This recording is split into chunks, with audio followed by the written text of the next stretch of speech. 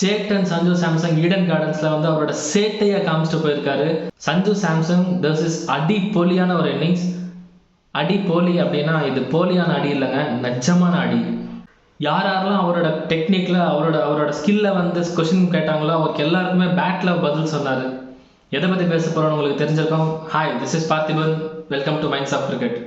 India versus West Indies T20 world cup match, அதுவும் ஒரு virtual quarter finals. யார் ஜெயிச்சா அவங்க செமிஃபைனல்ஸ்குள்ளே போவாங்க அப்படின்ற ஒரு ப்ரெஷர் கேமில் West Indies is put on to bat first. Indian லைனப்பில் வந்து எந்த சேஞ்சுமே இல்லை. வெஸ்ட் இண்டீஸ் வந்து ஒரே ஒரு சேஞ்ச் பண்ணாங்க, பிரண்டன் கிங்கை தூக்கிட்டு அகில் ஹுசேனை உள்ளே கொண்டு வரோம் அப்படின்னு சொல்லிட்டு. இந்தியன் பவுலிங் லைனப் நல்லா ஸ்டார்ட் பண்ணாங்க. ஹெட்மயரை வந்து சீக்கிரம் தூக்குனாங்க, ஷாய் ஹோப்பை சீக்கிரம் தூக்குனாங்க. அதுக்கப்புறம் வந்து 125 for 3 இருந்துச்சு 15 ஓவர்ஸில். பூம்ரா 14th ஓவரில் ஹெட்மயரையும் ராஸ்டன் ஜெர்சியும் தூக்குனதுக்கப்புறம் ஹார்திக் பாண்டியா அந்த ஒரு ட்ரிங்க்ஸ் பிரேக் அப்புறம் வந்து ரூத்தர் ஃபோர்டை தூக்கிட்டாரு. ஸோ 15 ஓவர்ஸில் 125 for 3 இருந்த வெஸ்ட் இண்டீஸ் கடைசி 5 ஓவர்ஸில் 70 ரன்ஸ் அடித்தாங்க. அதுக்கு முக்கிய காரணமாக ஜேசன் ஹோல்டரும் ராமன் பவுலும் இருந்தாங்க. 16th ஓவர் வருண் சக்கரவர்த்தி போட வேண்டியதாக இருந்துச்சு. ஆனால் உள்ளே இருந்த இன்சைட் நியூஸாக வந்து கௌதம் கம்பீர் கொடுத்தமிச்சார். கௌதம் கம்பீர் வந்து ஃபீல்டு கொடுத்தமிச்சார். இந்த ஓவர் வருண் சக்கரவர்த்தி வேணால் ஹர்ஷ்தீப் சிங் போடணும் அப்படின்னு சொல்லிட்டு 24 ரன் கொடுத்தாங்க அந்த ஓவரில். அங்கே ஆரம்பிச்சு தான் வெஸ்ட் இண்டீஸோட ஹிட் ஃபயர் பவர். அங்கே ஆரம்பித்து அந்த 5 ஓவரில் 70 ரன் அடித்தாங்க. ஆனால் குறை சொல்ல முடியாது, அந்த ஓவரில் 24 ரன்ஸ் அடிச்சுமே 19th ஓவர் ஹர்ஷ்தீப் சிங்கோட கடைசி ஓவர் 19th ஓவர் 5 ரன்னும் கொடுத்தாருங்க. குரூஷியலான ஒரு ஓவராக இருந்துச்சு அந்த ஓவரில் ஒரு 10 ரன் 15 ரன் எக்ஸ்ட்ரா போயிருந்துச்சு அப்படின்னா இந்த சேஸ் வந்து வேற மாதிரி இருந்திருக்கும். செகண்ட் ஹாஃப் வரணும். Because the hero of the zero Sanju சாம்சங்கை பற்றி நிறைய பேச வேண்டியது இருக்குது. 195 ரன்ஸ் சேசிங். இந்தியாவோட ஹையஸ்ட் ரன் சேஸே வந்து 173 தான் T20 வேர்ல்ட் கப்பில். பட் 195 ரன்ஸ் சேஸ் பண்ணி அவனை ரெக்கார்ட் சேஸ் பண்ணால் தான் வந்து இந்தியா செமிஃபைனல்ஸ்குள்ளே போக முடியும் அப்படின்ற ஒரு பட்சத்தில் ஒரு ப்ரெஷரான சுச்சுவேஷனில் வந்து அபிஷேக் சர்மாவும் சஞ்சு சாம்சங் உள்ளே வந்தாங்க. இந்த மேட்ச்க்கு முன்னாடி வந்து ப்ரெடிக்ஷனில் சொல்லியிருந்தா சஞ்சு சாம்சன் இந்த மேட்ச்சில் வந்து எல்லா பேட்ஸ்மேனோட சிறப்பாக விளையாடுவார் அப்படின்னு சொல்லிட்டு. அதே மாதிரி இந்த இன்எக்ஸ்பீரியன்ஸான வெஸ்ட் இண்டீஸ் பவுலிங்கை வந்து பிரித்து மேய்ஞ்சிட்டாங்க. அபிஷேக் சர்மா 10 ரனுக்கு அவுட்டு, இஷான் கிஷன் 10 ரனுக்கு அவுட்டு, ஸ்கை 18 ரனுக்கு அவுட்டு, ஹார்திக் பாண்டியா வந்து ஒரு 18 odd ரன்ஸ் அடிச்சார், அவுட் ஆயிட்டாரு. திலக் வர்மா வந்து 18 odd ரன்ஸ் அவுட் ஆயிட்டாரு. பட் சிங்கிள் ஹேண்டடாக 97 ரன்ஸ் ஆஃப் 50 பால்ஸ் சூப்பரான ஒரு இன்னிங்ஸை கம்போஸ் பண்ணாருங்க சஞ்சு சாம்சன்.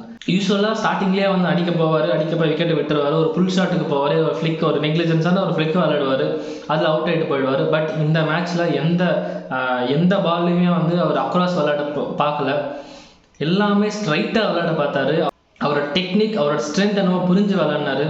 அவர் வந்து இந்த இன்னிங்ஸ் எப்படி விளையாடினார்னா அவருக்காக அவர் இந்த இன்னிங்ஸை கன்ஸ்ட்ரக்ட் பண்ணார்.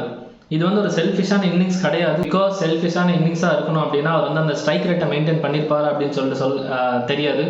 பட் அவர் ஃபர்ஸ்ட் 25 பால்ஸில் 200 ஸ்ட்ரைக் ரேட் விளையாடிட்டு இருந்தாருங்க. ஃபர்ஸ்ட் 25 பால்ஸில் 53 ரன்ஸ் அடிச்சிருந்தார், 200 ஸ்ட்ரைக் ரேட் விளையாட்டு இருந்தார். ஆனால் ஆப்போசிட் சைடில் விக்கெட்ஸ் போகுது அப்படின்னு தெரிஞ்ச உடனே வந்து அவருக்கு அந்த மைண்டில் புரிஞ்சிருச்சா என்னமோ, லைக் நம்ம கடைசி வரைக்கும் இருந்தாகணும், செட்டில் பேட்ஸ்மேன் இந்த பிச்சில் இருந்தாங்க அப்படின்னா கடைசி வரைக்கும் மேட்சை கடைசி ஓவர் வரைக்கும் கொண்டு போங்க அப்படின்ற நம்ம தோனியோட ஃபார்முலா ஃபாலோ பண்ணாரா என்னன்னு தெரியல.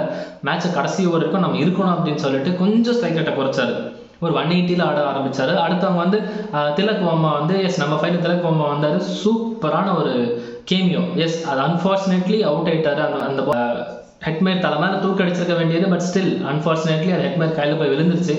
ஆனால் அந்த ஃபேஸில் வந்து எப்படி திலக் வர்மா பார்த்தோம் அப்படின்னா நம்ம சின்ன தலை சுரேஷ் ரெய்னா பார்த்த மாதிரி இருந்துச்சு. ஒரு விண்டேஜ் சுரேஷ் ரெய்னா விளையாடணும் எப்படி இருக்கும், அந்த இன்சைட் அவுட் ஷாட்லாம் அடிக்கும் போது வந்து லைக் இட்ஸ் பர்ஃபெக்டாக அவர் வந்து ரிசம்பிளன் பண்ண மாதிரி இருந்துச்சு. சஞ்சு சாம்சன் வந்து அவரோட இன்னிங்ஸை கன்ஸ்ட்ரக்ட் பண்ணாருங்க. ஒவ்வொரு பாலுமே வந்து நான் இந்த ஷாட் தான் விளையாட போகிறேன் மைண்ட் கிளியராக வச்சுருந்தாரு. ஆப்போசிஷனுக்கு வந்து ஒரு சிங்கிள் சான்ஸ் கூட கொடுக்காம வந்து ஒரு மாதிரி நான் வந்து விளையாட போகிறேன், நீ என் விக்கெட்டை முடிஞ்சால் எடுத்துக்கோ அப்படின்ற மாதிரி தான் அவர் சேலஞ்ச் விட்டுருந்தார். ஆனால் இந்த inexperience bowling lineup Sanju Samsung என்ன பண்ணலை அப்படின்னா ஷார்ட் பால்ஸ் வந்து ஒரு நல்ல ஒரு ஷார்ட் பாலை யாருமே போடலை, which was weakness for Sanju Samson. அப்படின்னு தான் சொல்லணும். பிகாஸ் இந்த inexperience west Indies bowling lineup வந்து அடிச்சுட்டு 185 ரன்ஸ் சேஸ் பண்ணிட்டோம். ஃபர்ஸ்ட் 185 ரன்ஸ் அப்படின்னும் போது ஒரு மாதிரி குழப்பமா இருந்துச்சு. எப்படா 195 ரன்ஸ், அதுவும் virtual quarter finals knock out game, தோத்தோம்னா கண்டிப்பாக டோர்னமெண்ட் விட்டு வெளியே போகணும் அப்படின்ற பட்சத்தில் ஒரு ஒரு டெம்பர்மெண்ட் காமிச்சாரு, ஒரு காம்னஸ் இருந்துச்சு. அவர் 50 அடிச்சதுக்கப்புறம் அவர் பெரிய செலிப்ரேஷன் கிடையாது, ஜஸ்ட் காட் கிட்ட வந்து தேங்க்ஸ் மட்டும்தான் சொன்னார். பெரிய செலிப்ரேஷன் கிடையாது. Because he knows what his job is. இன்னும் ஒரு ஜாப் முடியல, ஸோ ஒரு ஜாப் முடிக்கணும் அப்படின்னு சொல்லிட்டு வெயிட் பண்ணிட்டு இருந்தார். 100க்காக போகலை. ஒன்ஸ் அவர் 87 ரன்ஸ் கிட்ட இருக்கும்போது வந்து 26 ரன்ஸ் 27 ரன்ஸ் தேவை, 100க்கு போயிருக்கலாம். பட் 100க்காக போல பாண்டியாக்கு ஸ்ட்ரைக் கொடுத்துருந்தாரு. பாண்டியா வந்து அந்த சைடில் பாண்டியா அடிச்சுட்டு இருந்தார். பிகாஸ் அவர் கடைசி ஓவர் வரைக்கும் நிற்கணும், நான் நின்னா என்னால் என்ன சுச்சுவேஷன் வந்து என்னால் அடிச்சு கொடுக்க முடியும் அப்படின்ற ஒரு நம்பிக்கையில் நின்று இருந்தார். That is Sanju Samson for you, that is chettan for you. Sanju Samson thus is அடி போலியான ஒரு இன்னிங்ஸ். அடி போலி அப்படின்னா இது போலியான அடி இல்லைங்க, நிஜமான அடி. இதனால வந்து இந்தியா செமிஃபைனல்ஸ் போயிட்டாங்க. அடுத்து இங்கிலாந்து கூட வந்து நெக்ஸ்ட் தேர்ஸ்டே விளையாட போகிறாங்க, இந்தியா வர்சஸ் இங்கிலாந்து. அதில் கண்டிப்பாக Jofra Archer Sanju Samson test பண்ணுவார். ஸோ சஞ்சு சாம்சன் அந்த டைமில் வந்து ஒரு சிங்கிள் எடுத்துக்கிறது, அந்த ஷார்ட் பாலுக்கு வந்து ஒரு மாதிரி ஓவர் ரியாக்ட் பண்ணாமல் ஜஸ்ட் அது இன்னைக்கு இந்த மேட்ச்சில் காமிச்ச ஒரு டெம்பர்மெண்ட் காமிச்சாலே வந்து ஹி வில் சர்வைவ் அப்படின்னு தோணுது. பட் பார்ப்போம் அடுத்த மேட்ச்சில் செமிஃபைனல்ஸில் இங்கிலாந்துக்கு எதிராக எப்படி விளையாடுவார் அப்படின்னு சொல்லிட்டு. அபிஷேக் சர்மா இந்த அடுத்த செமிஃபைனல்ஸு கீயாக இருப்பார்னு தோணுது. ஏன்னா பால் ஃபாஸ்ட்டாக போட அபிஷேக் சர்மா அவ்வளோ ஃபாஸ்ட்டாக வெளியில் தூக்கி அடிப்பார் அந்த பாலை. ஸோ அபிஷேக் சர்மா அடுத்த மேட்ச்சில் கீயாக இருப்பார்.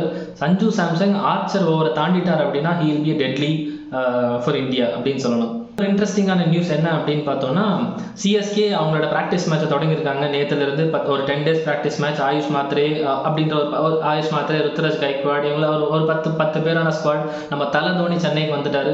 ஸோ 10 பேர் ஸ்குவாட் வந்து ப்ராக்டிஸ் மேட்ச் ஆரம்பிச்சிட்டாங்க. ஸோ இதை வச்சு பார்க்கும்போது ஆயுஷ் மாத்ரே, சஞ்சு சாம்சன், நம்பர் 3ல ருத்ராஜ் கைக்வாட், நம்பர் 4ல உர்வில் பட்டேல், பிரேவிஸ், தூபே. ஸோ இது இந்த 6 பேரில் 5 பேர் எடுத்தாலே வந்து ஒரு எக்ஸ்ப்ளோசிவான ஒரு பேட்டிங் லைனப் வச்சுருக்காங்க சிஎஸ்கே. கன்ஃபார்மாக இப்போ மாறி இருக்க சேப்பாக் விக்கெட்டில் வந்து 200+ கன்ஃபார்ம். எந்த டீம் சேப்பாக்கு வரணும்னாலும் கண்டிப்பாக பயப்பட்டு வருவாங்க. So CSK gonna rock the season. 6th cup loading for 7. புரிஞ்சிருக்கோன்னு நினைக்கிறேன். ஸோ அடுத்த இன்னொரு மேட்ச்சில் வந்து South Africa versus New Zealand first semifinal வாங்கடையில் விளையாட போகிறாங்க. இந்த மேட்ச் நியூசிலாந்து ஜெயித்தாலும் சவுத் ஆஃப்ரிக்கா ஜெயித்தாலும் இந்தியாவுக்கு ஃபைனலில் பெரிய டஃப் இருக்க போகுது. இன்கேஸ் இந்தியா வந்து இங்கிலாந்து ஜெயிச்சு ஃபைனல்ஸுக்கு போனாங்க அப்படின்னா யார் ஜெயிச்சாலுமே ஆல்ரெடி சவுத் ஆஃப்ரிக்கா கிட்ட உதப்பட்டுட்டாங்க. நியூசிலாந்து நம்மளுக்கு தெரியும், இந்தியா வர்சஸ் நியூசிலாந்து ஒரு சாம்பியன்ஸ், ஒரு ஃபைனல் மேட்ச் அப்படின்னாலே வந்து ஒரு மாதிரி இந்தியாவுக்கு ஒரு செட்பேக்காகவே இருந்திருக்கு. லைக் எவ்ரி டைம் நியூசிலாந்து அடிச்சுட்டு போயிட்டு இருக்காங்க இந்தியா நாக் அவுட் மேட்ச்சில். ஸோ அதுக்கு ரிவெஞ்ச் கொடுப்பாங்களா இந்தியா அந்த சவுத் ஆஃப்ரிக்கா இந்த சூப்பர் 8 நடந்த மேட்ச்க்கும் நியூசிலாந்து உள்ளே வந்தாங்க அப்படின்னா இது வரைக்கும் நடந்த நாக் அவுட் மேட்ச்க்கான ரிவெஞ்ச் எடுப்பாங்களா இந்தியா அப்படின்னு சொல்லிட்டு பார்ப்போம். சேட்டனோட சேட்டை பற்றி உங்கள் கமெண்ட் செக்ஷனில் சொல்லுங்கள். இந்த மாதிரி இன்ட்ரெஸ்டிங்கான வீடியோஸ் நீங்கள் மறக்காமல் பார்க்கணும், நீங்கள் மிஸ் ஆகாமல் பார்க்கணும் அப்படின்னா மைண்ட்ஸ் ஆஃப் கிரிக்கெட் சப்ஸ்கிரைப் பண்ணிக்கோங்க. நிறைய பேர் சப்ஸ்கிரைப் பண்ணாமல் பார்த்துட்டு இருக்கீங்க, நிறைய வியூஸ் வருது, நிறைய லைக்ஸ் வருது, பட் சப்ஸ்கிரைப்ஸ் வந்து is more important for the channel. And உங்களுக்குமே இந்த மாதிரி கண்டென்ட் நீங்கள் மிஸ் ஆகாமல் பார்க்கணும் அப்படின்னா so please subscribe to the channel. See you in the next video. Bye.